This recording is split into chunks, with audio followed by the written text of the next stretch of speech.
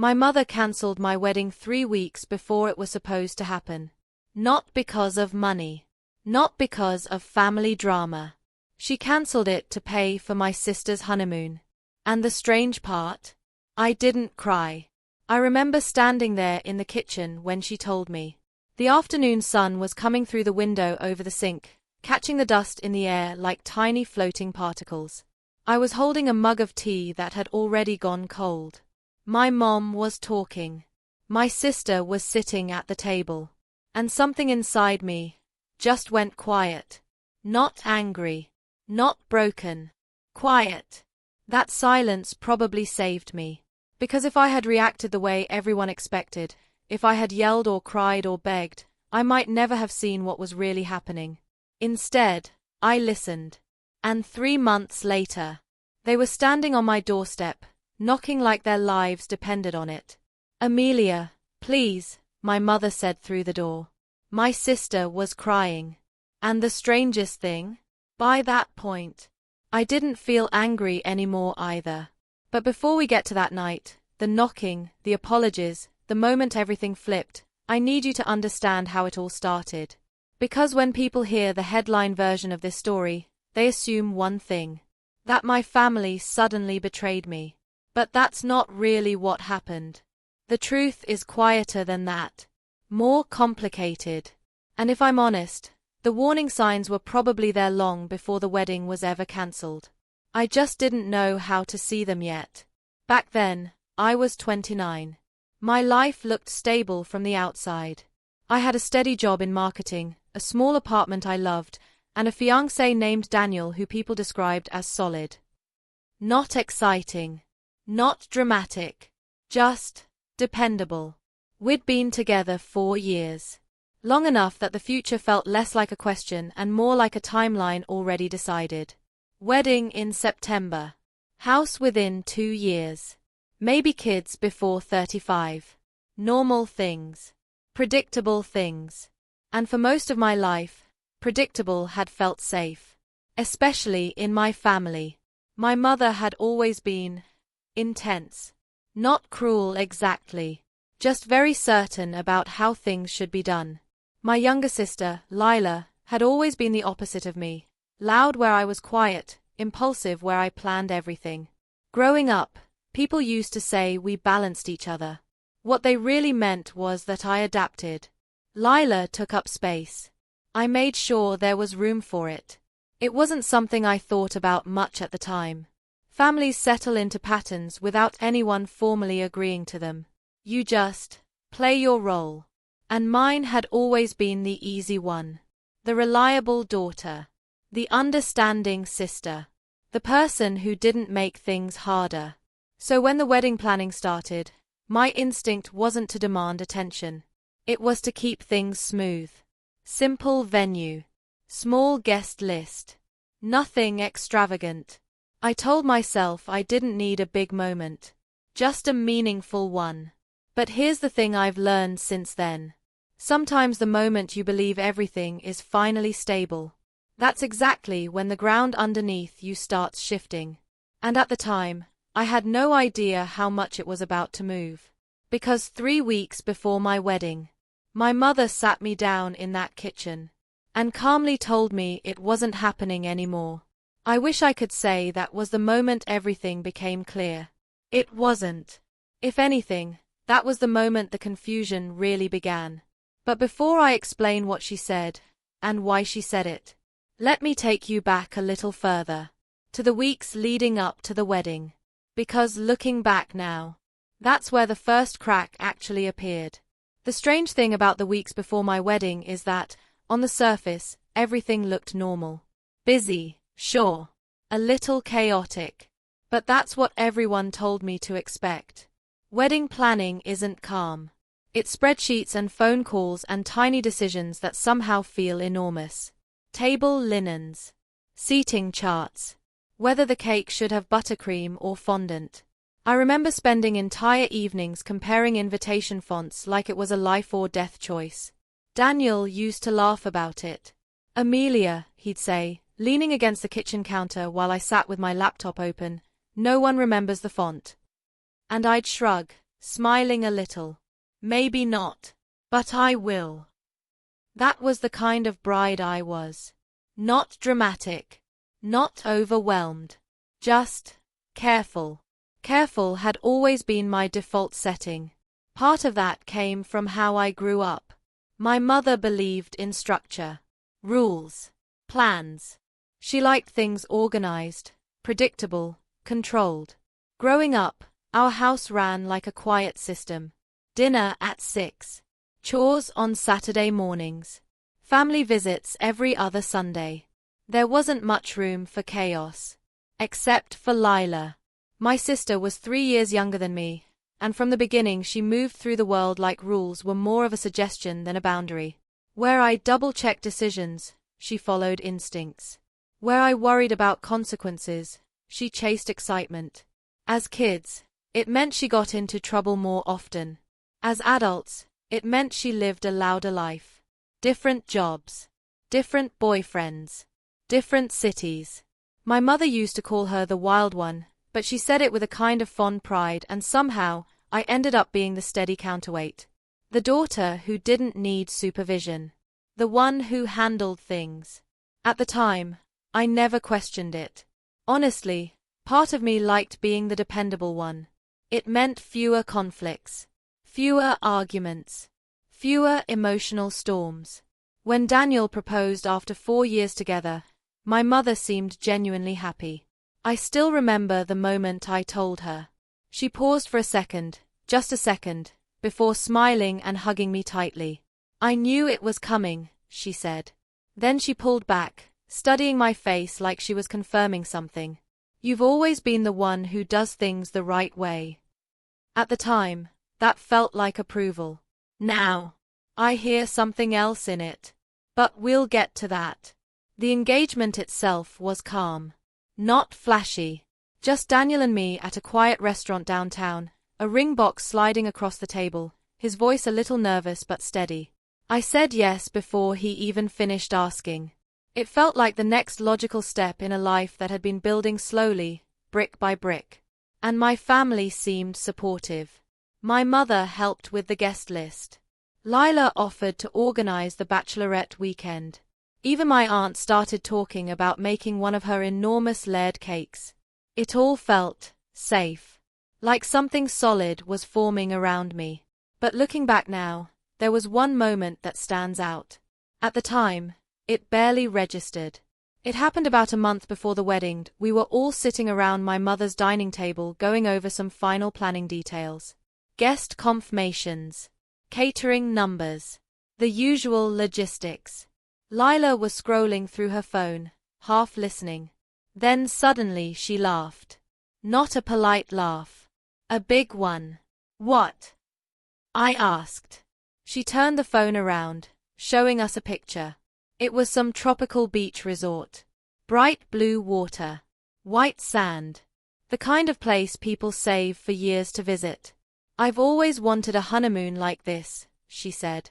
My mother glanced at the photo. Beautiful, she said softly. Then she looked at me. Just for a second. A pause. Something small shifted in her expression. Not concern. Not disapproval. Just calculation. But it was so quick I almost convinced myself I imagined it. The conversation moved on. Seating charts. Flower deliveries. Music playlists. Normal wedding things. Still, a strange feeling lingered in the back of my mind. You know those moments when something doesn't quite sit right, but you don't have enough information to explain why? That was what it felt like. And I ignored it. Because ignoring uncomfortable feelings is easy when everything else looks fine. Before I go further, let me ask you something. Have you ever had that quiet gut feeling that something wasn't right, but you pushed it away because you didn't want to believe it? Tell me in the comments. I'm genuinely curious if other people do that too. Because if I had listened to that feeling back then, things might have unfolded very differently. But instead, I kept moving forward. Invitations were mailed. The venue deposit was paid. My dress was hanging in the closet, ready for its final fitting. 3 weeks. That's all we had left. 3 weeks before my life was supposed to step into the next chapter. And that's when the first real crack appeared. Not loud. Not dramatic. Just a small moment that made me stop and wonder if maybe I didn't understand my own family as well as I thought I did. The first real crack didn't happen during a dramatic confrontation. There were no raised voices. No slammed doors. Just a phone call. It was a Tuesday evening, about 3 weeks before the wedding. I had just finished work and was sitting on my couch with my laptop open, trying to finalize the seating chart for the reception. If you've ever planned a wedding, you know how strangely political that task becomes. Who sits near whom? Which relatives should be separated? Which co-workers might feel awkward next to family? It felt ridiculous how much thought I was putting into it, but I wanted everything to go smoothly. That had always been my goal. Smooth. My phone rang around 7:30. It was my mom. I almost didn't answer right away. Not because I was avoiding her, just because we had already talked twice that day about flower arrangements. But something made me pick up. "Hey, Mom." Her voice sounded normal at first. Calm. "Hi, honey. Are you busy?" "Just wrestling with the seating chart." She chuckled lightly. "Well, maybe take a break from that for a minute. I need to talk to you about something." There was nothing unusual about that sentence, but something in her tone made my stomach tighten just a little. "What's up?" I asked. A pause. Just long enough to feel deliberate. "I think it might be easier if you came over tomorrow," she said. "Is everything okay?" Yes, she replied quickly. "Nothing urgent. I just think this is a conversation we should have in person." Now, normally that wouldn't have meant much. But weddings have a way of making people sensitive to anything that sounds even slightly serious. So I pressed a little. "Mom, you're not about to tell me the venue cancelled or something, right?" She laughed again. But it felt forced. "No, nothing like that." Another pause. "It's just family stuff." That phrase hung in the air between us. Family stuff. I remember staring at the wall across from me, suddenly aware that my heart was beating a little faster. "What kind of family stuff?" I asked. "Amelia," she said gently, "let's talk about it tomorrow, okay?" The way she said my name made it clear the conversation wasn't going any further that night. So I agreed. We hung up. And for a few minutes, I just sat there on the couch with the phone still in my hand, trying to figure out why that call felt so strange. Logically, nothing had happened. No information. No conflict. Just a request to talk. But the feeling stayed with me. That quiet uneasiness. Daniel came home about an hour later. He found me still sitting at the table with the laptop open but untouched. "Hey," he said, dropping his keys into the bowl by the door. "You look like you just got bad news." I shook my head. "No, not bad. Just weird." I told him about the phone call. He listened while loosening his tie, then shrugged. "It's probably nothing," he said. "Maybe your mom wants to add 5 more cousins to the guest list." That would have been very on-brand for her. So I tried to laugh it off. "Please don't even joke about that." He came over and kissed the top of my head. "You worry too much." Maybe I did. But something about that phrase, family stuff, kept echoing in my head. The next evening I drove over to my mom's house after work. The same house I grew up in. The same kitchen where countless family dinners had happened. Nothing looked different when I walked in. My mother was at the stove. Lila was sitting at the table scrolling through her phone. "Hey," I said. Both of them looked up. And this is where things started to feel slightly off. Lila smiled at me. But it was quick. Tight. Not her usual big, animated greeting. My mom turned off the stove and wiped her hands on a towel. "Sit down," she said. Her voice was calm. Almost too calm. I sat at the table across from Lila. For a moment, no one spoke. Then my mother pulled out the chair at the head of the table and sat down. She folded her hands together. And I noticed something strange. Neither of them had asked me how the wedding planning was going. That had been our main topic of conversation for weeks. Instead, Lila was staring at the table. My mother was studying my face. And suddenly I had the distinct feeling that I had walked into a conversation that had already happened. Just without me. I tried to break the tension. So, what's the mysterious family meeting about? My mother inhaled slowly. Then she said something that made my stomach drop. Before I explain, she said, I need you to promise me something.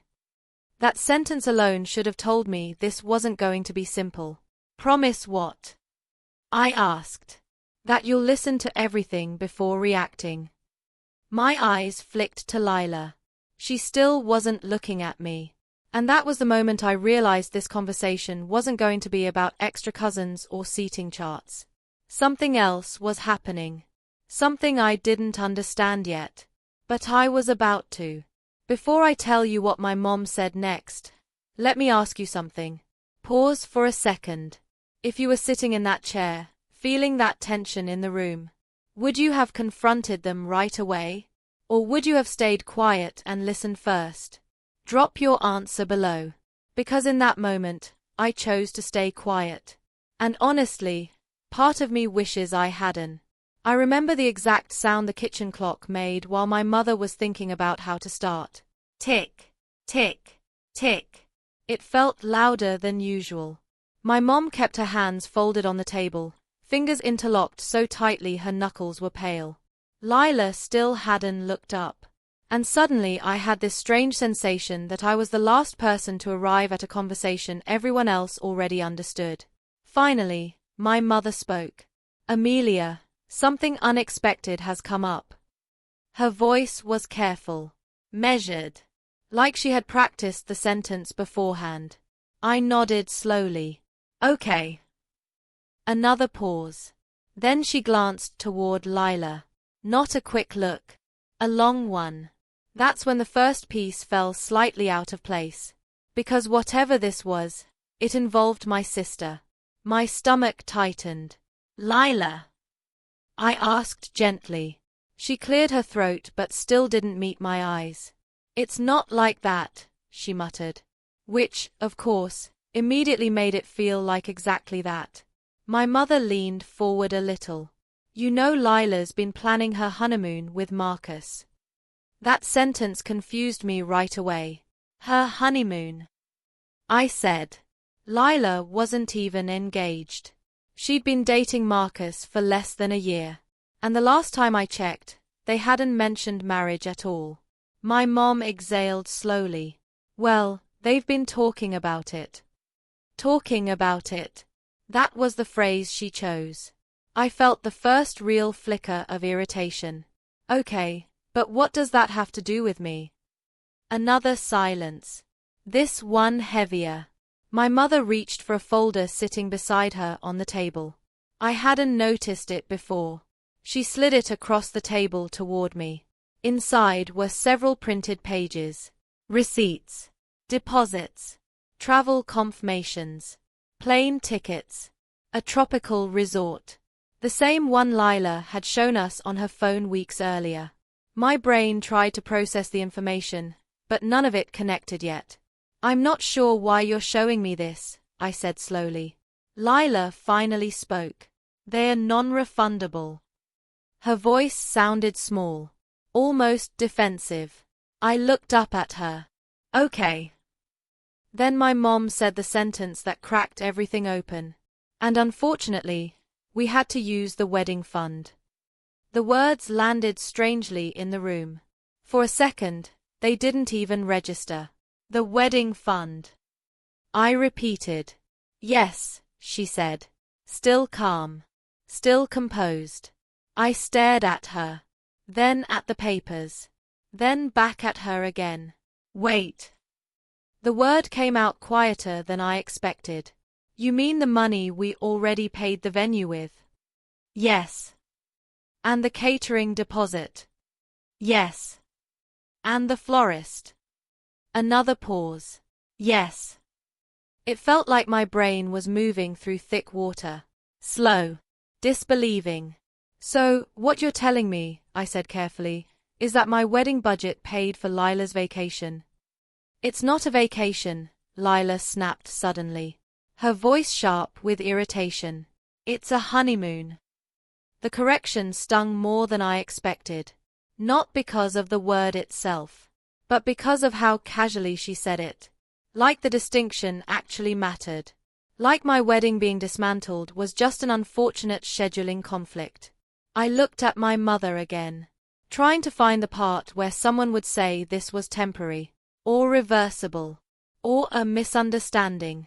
But she was watching me with a calm expression that made something deep inside my chest tighten. We had to make a difficult decision, she said. We. That word echoed in my head. We. My voice sounded hollow now. Yes. My mother nodded. We felt it was the right thing for the family. For the family. That phrase felt like it belonged in a speech, not a real conversation. My hands were still resting on the folder. I realized my fingers had curled slightly around the edge of the paper. And then something small happened. Something tiny. But somehow worse than everything else. My mom reached across the table and gently slid the wedding invitation sample out of the folder. The one with Daniel's name and mine printed in elegant script. She straightened the page carefully, almost thoughtfully, like she was tidying paperwork. You'll still have your wedding, she said. Just later. Later. That word felt like someone quietly removing the floor beneath my feet. Because weddings don't work like postponed dentist appointments. Deposits disappear. Venues book out. Guests make travel plans. Everything collapses the moment the timeline breaks. And the strangest part was, she knew that. Which meant this wasn't an accident. It was a decision. And the micro-betrayal that hurt most wasn't the money. It was the assumption. The assumption that I would understand. That I would adapt. That I would quietly absorb the impact so someone else could have what they wanted. For a moment, no one spoke. The kitchen clock kept ticking. Lila finally glanced up at me. And instead of guilt, she looked annoyed. Like I was the one making things uncomfortable. That's when the full weight of the situation finally settled in. Not confusion. Not misunderstanding. This was real. My wedding was gone. Because my family had decided my sister's honeymoon mattered more. I felt something shift inside me. Not explosive. Not dramatic. Just a slow, heavy realization. Everything I thought I understood about my family was wrong. And I need you to understand something. This wasn't just betrayal. This was my entire reality collapsing. The roles. The loyalty. The belief that family automatically protects you. All of it cracked in that kitchen. Have you ever had a moment like that? Where the people you trusted most suddenly felt like strangers? If you've lived through something like that, share it below. Because in that moment, I honestly didn't know who I was supposed to be anymore. The reliable daughter? The understanding sister? Or the person who had just lost the most important day of her life and was expected to smile about it? And the worst part? The conversation wasn't even over yet. For a few seconds after my mother said, "You'll still have your wedding," just later, the room stayed completely still. No one moved. The kitchen clock kept ticking behind me, steady and indifferent tick, tick, tick. I realized something strange was happening inside my head. I wasn't angry. Not yet. Instead, I felt something colder.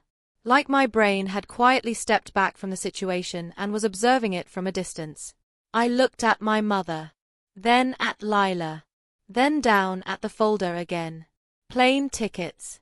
Resort confirmations. My wedding deposits turned into someone else's beach photos waiting to happen. And the strangest thought crossed my mind. They really believed I would accept this. Not hope. Not fear. Believed. Like this outcome had already been decided long before I walked into that kitchen. I leaned back slightly in my chair.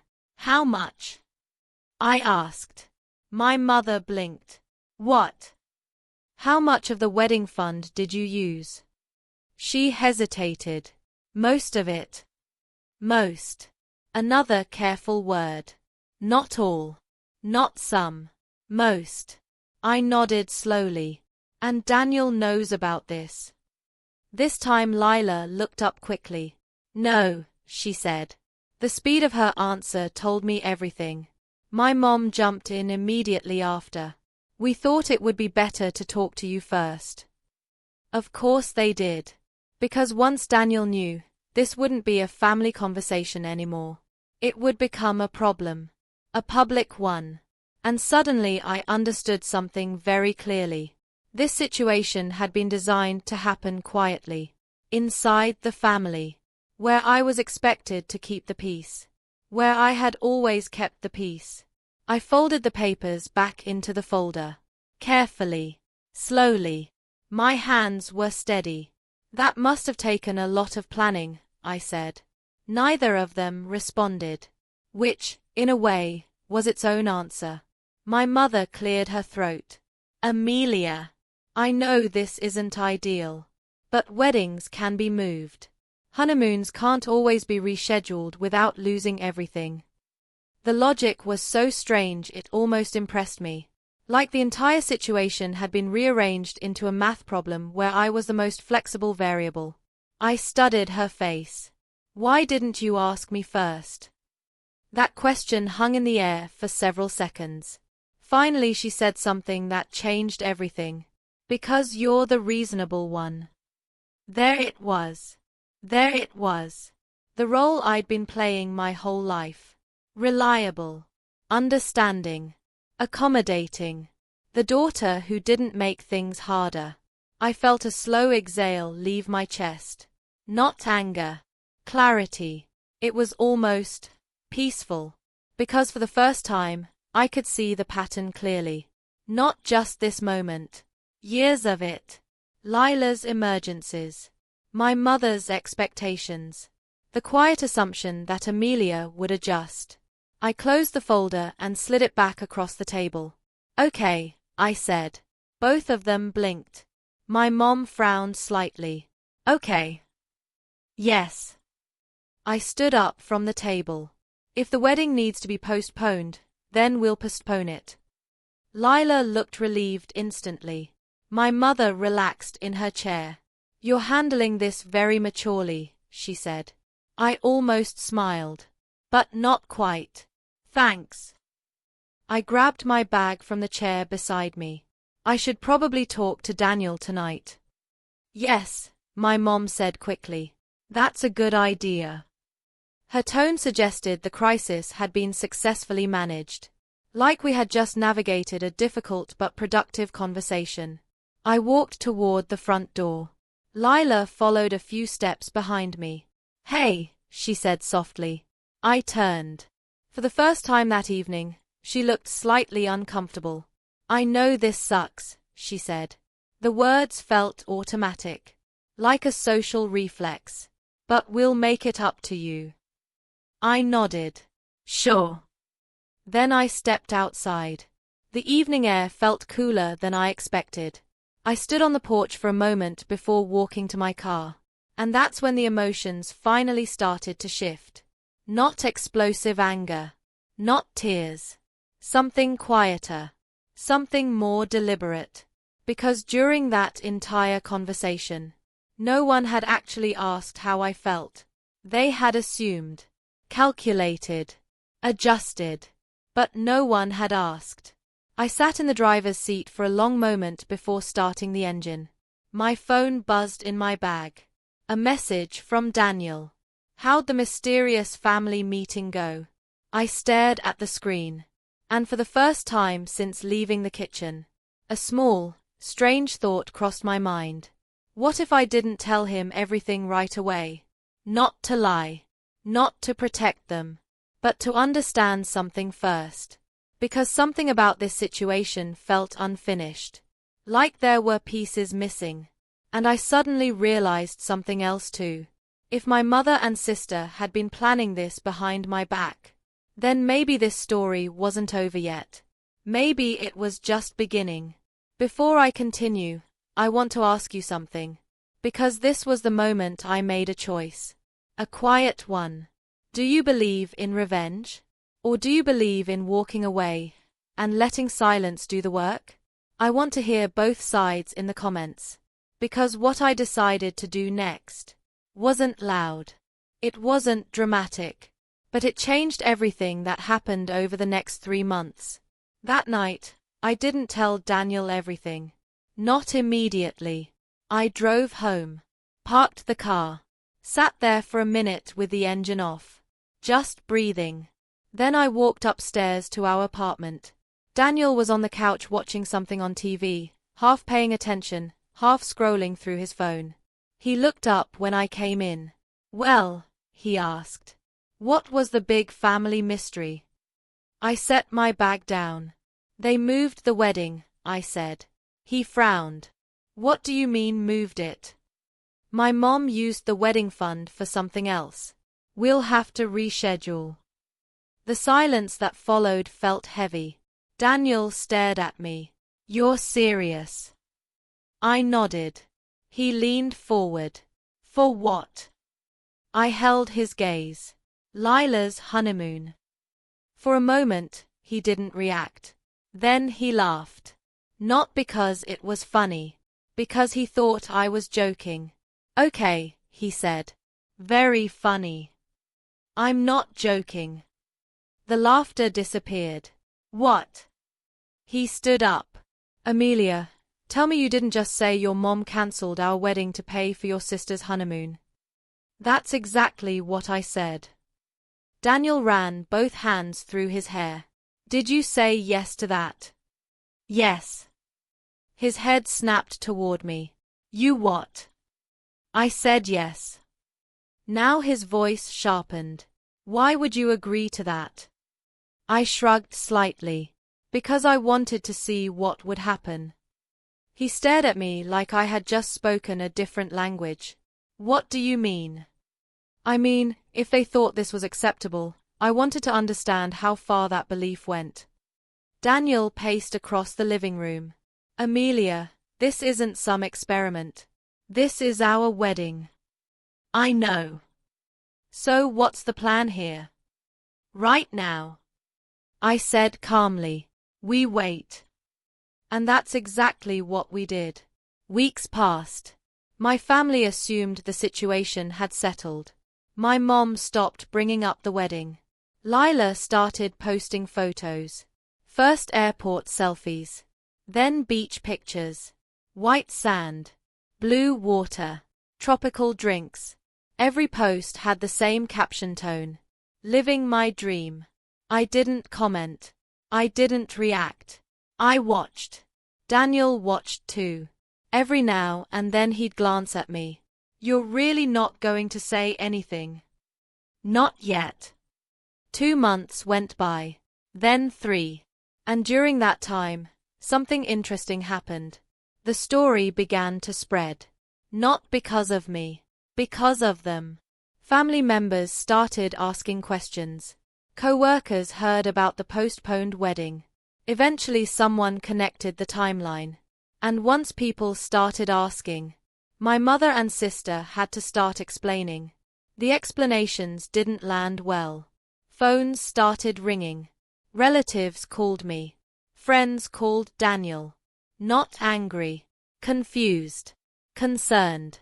Then the messages started arriving. First from my aunt. Then from my cousin. Then from people I hadn't spoken to in years. "Amelia, is this true?" I never exaggerated.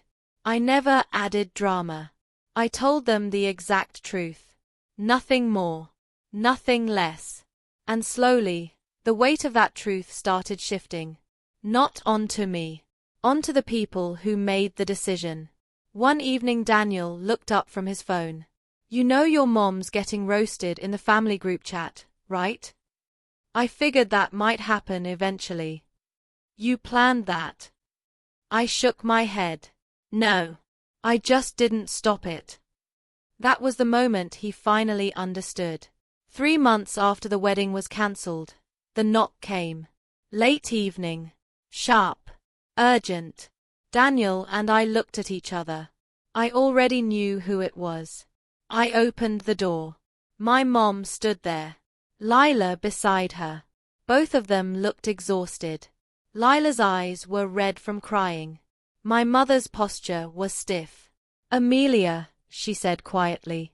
Behind her, the porch light cast long shadows across the driveway. Can we talk? I didn't answer immediately.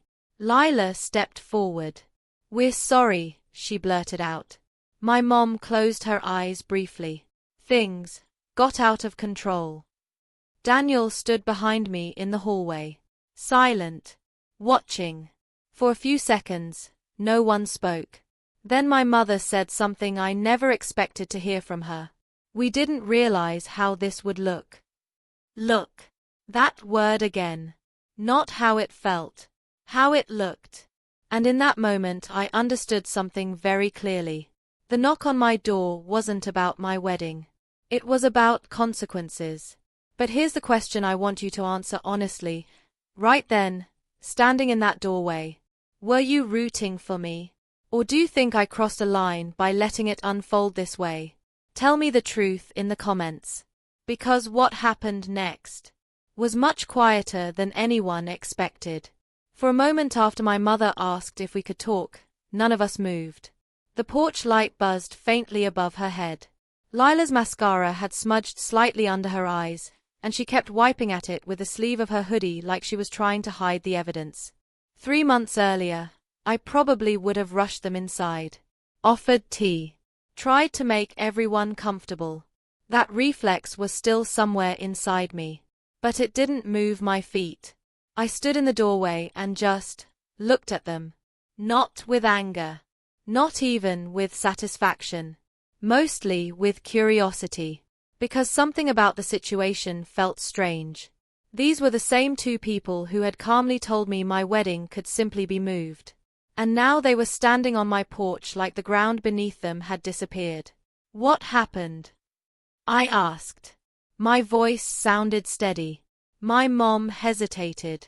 Then she exhaled slowly. The family has been talking. I nodded slightly. I figured. Lila sniffed. It's not just talking, she said. People are furious. Daniel shifted slightly behind me but didn't speak. My mother rubbed her temples. Your aunt called yesterday. She said she's never been so disappointed in me. That sentence seemed to physically hurt her. Which surprised me. Not because my mother didn't care about family opinions, but because she had always seemed so confident in her decisions. Now she looked tired. You made the decision, I said quietly. I know. And now people know about it. Another long pause settled between us. Finally, my mom looked up at me. I didn't think it would spread like this. There it was again. That same phrase. Not about the action itself. About the consequences. I stepped aside and opened the door wider. Come in. They walked into the living room slowly, like guests in an unfamiliar house. Daniel moved to the kitchen to give us space. Lila sat on the edge of the couch, hands clasped together. My mother remained standing for a moment before lowering herself into the armchair. For a while, no one spoke. Then Lila finally said what she'd probably been rehearsing the entire drive over. I didn't think it would blow up like this. I studied her face. Did you think people would be impressed? Her eyes widened slightly. No. Or did you just assume they'd stay quiet? She didn't answer. My mom leaned forward. Amelia, we made a mistake. The sentence landed softly in the room. A simple statement, but somehow heavier than everything else she'd said before. A big one, she added. I nodded. Yes. Lila looked up at me. We can fix it. How? We'll pay you back, she said quickly. Every dollar. My mother nodded. Your wedding fund. All of it. I let that offer sit in the air for a moment. Then I asked a question they clearly hadn't expected. What makes you think I still want the same wedding? Both of them blinked. Lila frowned. What do you mean? I mean, 3 months ago, that wedding represented something different. I leaned back in my chair. Now it doesn't. My mother looked confused.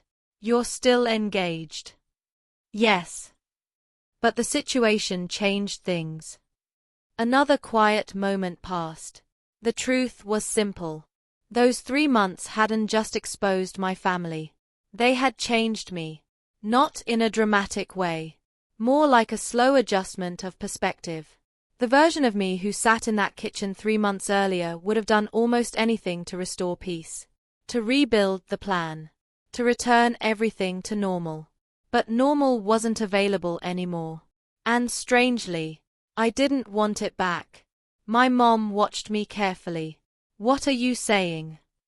I'm saying the wedding will happen when it happens. Lila leaned forward. But you'll let us fix this, right? I thought about that. Not the money. The idea behind the question. The belief that problems disappear once they're reimbursed. Finally, I answered. You can return the money. They both relaxed slightly. But it won't undo what happened. My mom's shoulders sagged. I know. For the first time that evening, I believed her. Not completely, but enough. We talked for another hour after that. Not about blame. Mostly about logistics. Repayments. Family conversations. Future boundaries. Nothing dramatic. Just quiet adjustments to a relationship that would probably never look the same again. And oddly enough, that felt okay. Before I finish this part, I want to ask you something. Looking back now, if you were in my place, would you have handled it the same way? Would you have stayed quiet and let the truth unfold on its own?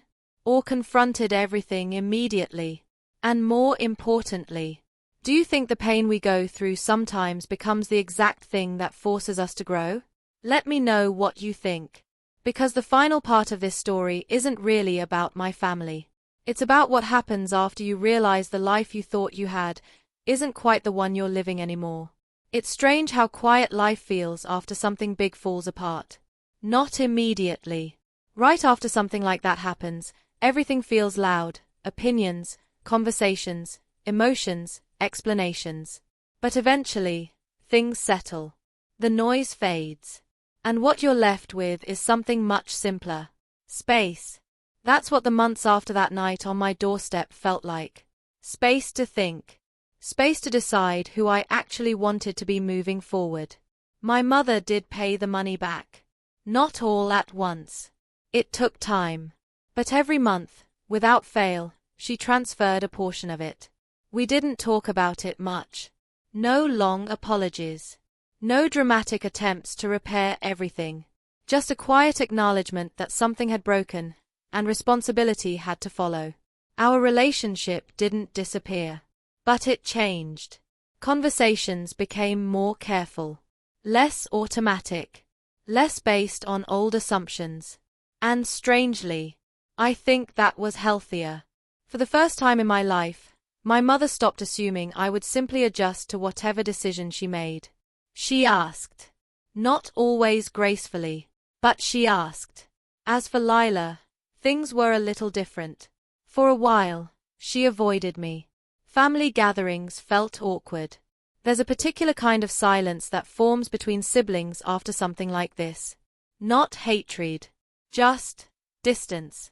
But over time, that shifted too. Not because we forced it. Because life kept moving. And when people are forced to face the consequences of their choices long enough, something interesting happens. They either grow, or they repeat the same patterns. To her credit, Lila eventually started choosing the first option. It didn't happen overnight. Growth rarely does. But little by little, She became someone who thought before acting. Someone who asked instead of assuming. I'm not saying she became perfect. None of us did. But she became more aware. And sometimes awareness is the first real step toward change. Now, a lot of people ask me about Daniel when they hear this story. Yes, we did get married. But not 3 weeks later. Not even that same year. We waited. Not because we had to, but because that whole experience made us realize something important. A wedding isn't the foundation of a relationship. It's just the celebration. So we rebuilt the foundation first. The trust. The boundaries. The understanding that sometimes even the people closest to you can disrupt your plans in ways you never expected. And if your relationship can survive that, then the ceremony becomes the easy part. Our wedding eventually happened about a year later. Smaller than the original plan. Simpler. But honestly, it felt more real. No pressure to perform. No giant expectations. Just two people choosing each other in front of the people who actually supported them. And yes, my mother and Lila were there. That surprised some people. But by that point, the anger had already faded. Not because what they did stopped mattering, but because holding on to anger forever keeps you tied to the moment someone hurt you. And eventually, you have to decide whether that moment gets to control the rest of your life. That doesn't mean forgetting. It doesn't even mean forgiving right away. Sometimes it just means stepping forward without carrying the entire weight with you. Because here's the uncomfortable truth I learned from all of this. Sometimes the people who hurt you the most aren't trying to destroy you. They're just used to you sacrificing more than you should. And the moment you stop doing that, everything changes. Not because you punish them, but because you stop playing the role they were comfortable with. So here's my last question for you. Do you think it's better to forgive and move on, or to make sure people truly understand what they lost when they crossed that line? There's no perfect answer, but I'd really like to hear what you think. Drop it in the comments. And if you've ever had a moment where someone you trusted forced you to completely rethink your place in their life, you're definitely not the only one. Stories like this happen more often than people admit. So that's my story, folks. If it resonated with you, go ahead and hit that like button, subscribe to the channel, and tell me in the comments where you're listening from. I want to know how far Amelia Parker's voice travels. Sometimes the most powerful boundary you can set is simply refusing to keep shrinking for someone else's comfort.